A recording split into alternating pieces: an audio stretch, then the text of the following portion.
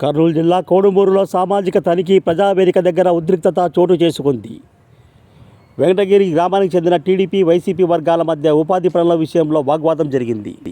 ముడుముల వృత్తికి చెందిన కూలీలతో గ్రామంలో పనులు చేయించారని వైసీపీ వర్గీయులు ఆరోపించారు. పనులు జరపకుండా నిధులు స్వాహా చేశారని, విచారణ జరిపించాలని డిమాండ్ చేశారు. దీంతో టీడీపీ వర్గీయులు అడ్డు తగిలారు.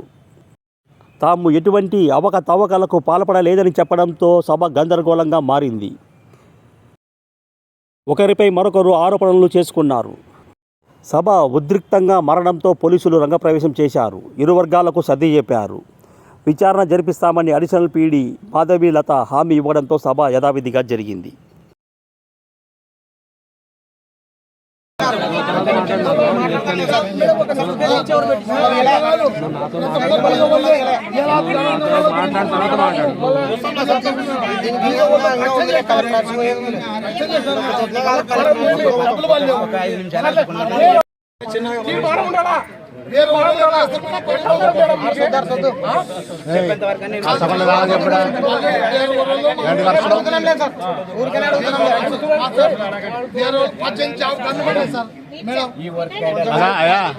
మీరు చెప్పేది ఉంటే ఏమన్నా చెప్పండి, లేదంటే రాసి అంతే.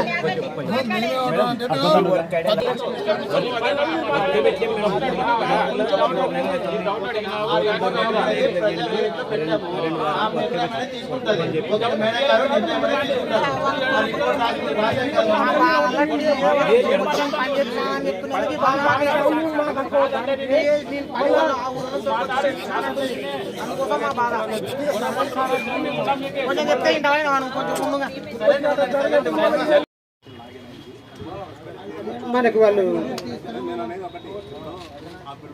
ఏపీఓ గారు ఉన్నారు కదా సార్, మన ఎదురుగా చెప్తారు.